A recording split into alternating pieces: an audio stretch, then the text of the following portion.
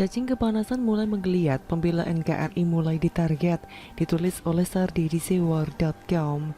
Bagi kalian yang sering numpang lewat atau malah mengikuti akun-akun besar pembela NKRI, pasti sudah tahu ada beberapa akun Twitter yang disuspend. Meski sudah terjadi beberapa hari lalu, saya baru sadar ketika ada yang memberitahu informasi ini.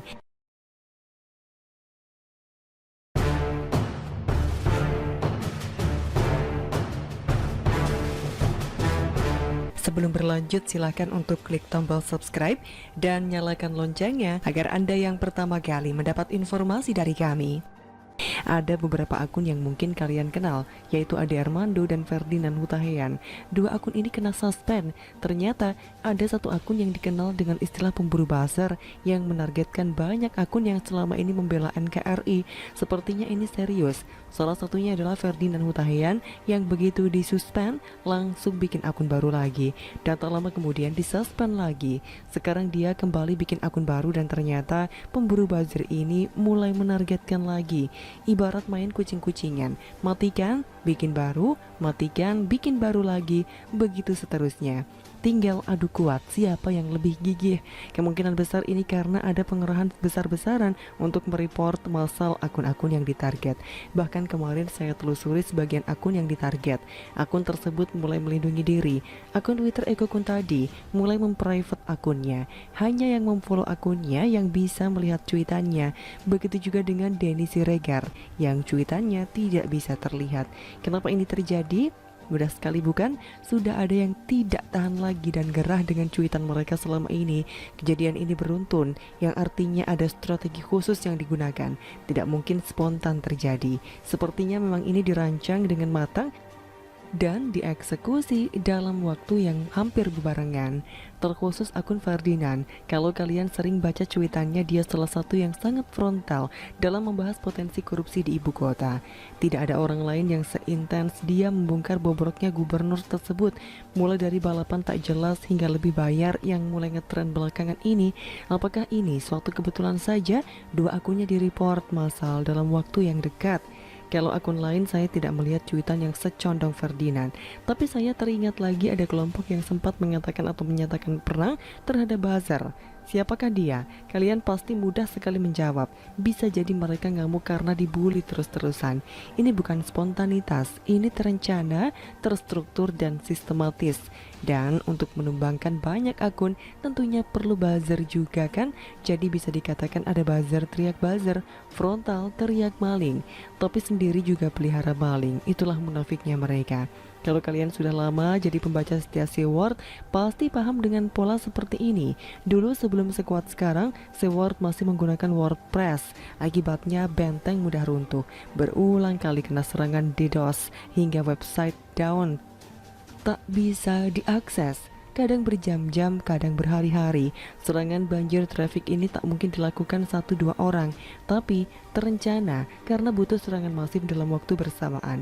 Dan jangan lupa, serangan model begini butuh biaya yang tidak sedikit.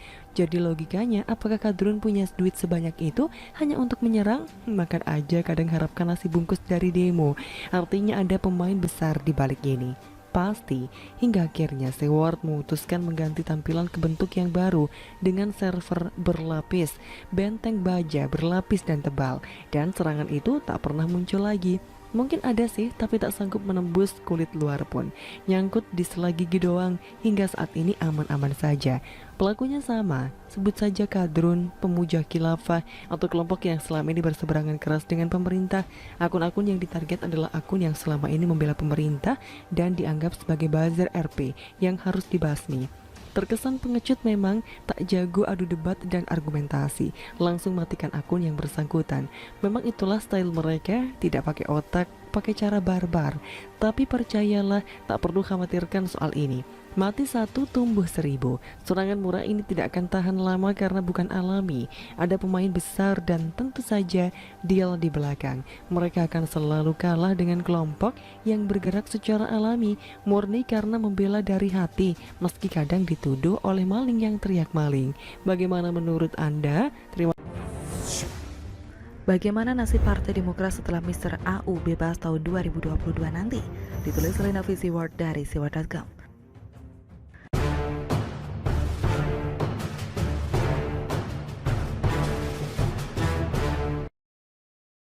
Penulis tadi ngakak ketika menemukan sebuah judul di media nasional terkait Partai Demokrat. Coba saja perhatikan judul berita di salah satu media nasional berikut ini. Sadis banget bukan judulnya? Rakyat pasti bertanya, seperti itukah kualitas orang-orang di Demokrat saat ini? Yuk kita lihat isi Demokrat. Ada yang ingat dengan mantan Menteri Pemuda dan Olahraga atau Menpora di masa SBY yang bernama Andi Alfian Malarangeng? Dia divonis 4 tahun penjara dan denda 200 juta rupiah subsidiar 2 bulan penjara pada tahun 2014 silam terkait kasus mega korupsi Hambalang yang membuat banyak elit Partai Demokrat masuk bui berjamaah.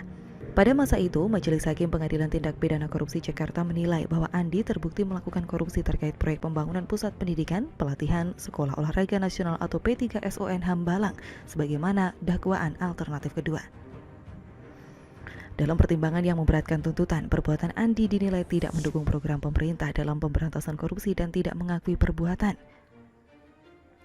Menurut hakim, Andi terbukti memperkaya diri sendiri sebesar 2 miliar rupiah dan 550 ribu dolar Amerika Serikat dalam kasus dugaan korupsi proyek Hambalang.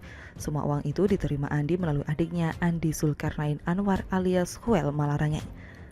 Andi juga dinyatakan terbukti memperkaya orang lain yaitu Wahid Muharam, Deddy Kusdinar, Nanang Suhatmana, Anas Urbaningrum, Mahyudin, Tengku Bagus, Mahfud Suroso, Oli Dondo Kambe, Joyo Winoto, Lisa Lukitawati, Anggraini Dewi Kusuma Stuti, dan Adi Rusman Daud. Selain itu, ia juga dinyatakan terbukti memperkaya korporasi.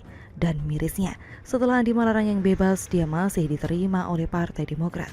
Andi mengatakan tak lama setelah ia bebas murni Juli 2017 lalu, ia langsung mendapat telepon dari SBY. SBY meminta agar ia bisa kembali membantu partai berlambang Mercy. Bahkan pada tahun 2018 lalu menjelang pemilu, Andi ikut terjun langsung bersama Ketua Umum Partai Demokrat SBY untuk berkampanye di sejumlah daerah. Pantas saja suara Demokrat pada setiap pilpres terus anjlok karena seorang mantan koruptor saja masih diberi karpet merah untuk kembali masuk ke dalam partai. Mungkin pihak Demokrat akan beralasan bahwa Andi sudah menjalani hukumannya dan punya hak berpolitik. Itu terserah mereka. Yang jelas rakyat juga punya hak untuk menilai kok bisa seorang mantan koruptor ditelepon langsung oleh SBY untuk kembali masuk ke dalam partai dan kampanye untuk partai. Selain mantan koruptor, kita juga akhirnya tahu seorang petinggi Partai Demokrat yang ternyata seorang pengguna narkoba. Rakyat pasti sudah paham siapa yang penulis maksud dalam tulisan ini. Iya, Anda benar. Dia adalah Andi Arief yang pernah ditangkap terkait kasus narkoba. Meskipun kasus ini dihentikan oleh pihak kepolisian karena tidak menemukan alat bukti yang cukup, tetapi Andi Arief terbukti sebagai pengguna narkoba pada Maret 2019 lalu. Sebelumnya, pada awal Januari 2019, Andi Arief ini juga terbukti sebagai penyebar hoaks 7 kontainer surat suara dicoblos sehingga membuat resah di masyarakat pada Pilpres lalu. Seperti inikah kualitas elit Partai Demokrat? Masih teringat dalam benak kita ketika AHY menjelaskan alasannya memilih orang-orang tersebut untuk masuk dalam kepengurusan Partai Demokrat periode 2020-2025. Menurut AHY, kriteria umum pengurus inti diantaranya beriman dan bertakwa kepada Tuhan, berlandaskan Pancasila dengan semangat nasionalis religius, memiliki integritas, kapasitas dan kapabilitas yang baik, memiliki riwayat pendidikan dan rekam jejak yang baik di bidang politik maupun bidang profesional. Jika memang pengurus inti Demokrat itu dipilih oleh AHY dengan dalih beriman dan bertakwa pada Tuhan, memiliki integritas, kapasitas dan kapabilitas yang baik, kenapa Andi Arief malah jadi penyebar hoaks dan pengguna narkoba? Terbukti sebagai penyebar hoaks dan pengguna narkoba, tetapi posisinya tetap dipertahankan sebagai Kepala Badan Pemenangan Pemilu Partai Demokrat periode tahun 2020-2025 sampai detik ini. Terkait pengepul perabotan dalam judul di media di atas, penulis tidak akan membahasnya karena kasus ini sudah selesai. Menpora Imam Nahrawi saat itu sudah mencabut gugatan kepada yang bersangkutan dan PN Jaksel juga sudah mengabulkan pencabutan gugatan kepada yang bersangkutan. Yang sangat menarik adalah bagaimana nasib Partai Demokrat pada tahun 2022 nanti setelah Mr. AU bebas. Mr. AU yang penulis maksud di sini adalah Anas Urbaningrum. Anas Urbaningrum pernah terpilih sebagai Ketua Umum Partai Demokrat periode 2010-2015 mengalahkan Marzuki Ali dan Andi Malarangeng dapat restu SBY. Bahkan putra Presiden SBY Edi Baskoro Yudhoyono hadir dalam deklarasi calon Ketua Umum Partai Demokrat Andi Malarangeng. Dan akhirnya terbukti jika Andi Malarangeng adalah orang SBY. Buktinya setelah Andi keluar dari tahanan ditelepon oleh SBY untuk kembali masuk ke partai. Apakah Anas dan pendukungnya akan diam saja setelah bebas nanti? Salah satu pendukung Anas pernah mengatakan jika SBY terlibat dalam mengambil alih Demokrat menjadi properti keluarga. Penulis tidak sedang membela Anas dan pendukungnya dalam hal ini, karena perseteruan antara SBY dengan Anas itu urusan mereka. Yang menarik adalah setelah Anas mundur dari Partai Demokrat, lalu SBY loh yang jadi ketum partai. Saya sampaikan di DPR bahwa saya mengusulkan Pak SBY sebagai ketua umum agar bisa dipilih secara aklamasi demi bersatunya semua elemen partai. Karena kita sudah masuk tahapan pemilu, di mana kita harus segera berkompetisi di lapangan, segala problem di internal kita tutup dulu, kata IGD Pasek. Mendengar alasan tersebut, SBY kemudian menyambut gembira tawaran itu dengan syarat Anas dan kawan-kawan yang mampu memastikan terjadinya aklamasi. Kemudian kabar ini disampaikan langsung ke Anas sepulang IGD Pasek dari istana.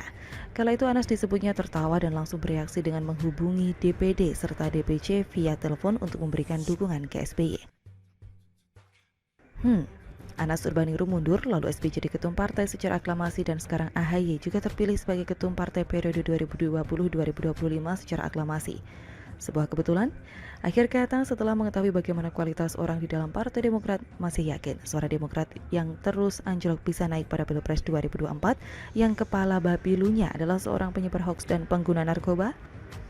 Apakah Anas Urbaningrum yang tahu banyak tentang isi Demokrat akan diam saja setelah dia bebas nanti pada tahun 2022 atau dia akan membuka halaman selanjutnya? Kita lihat saja nanti.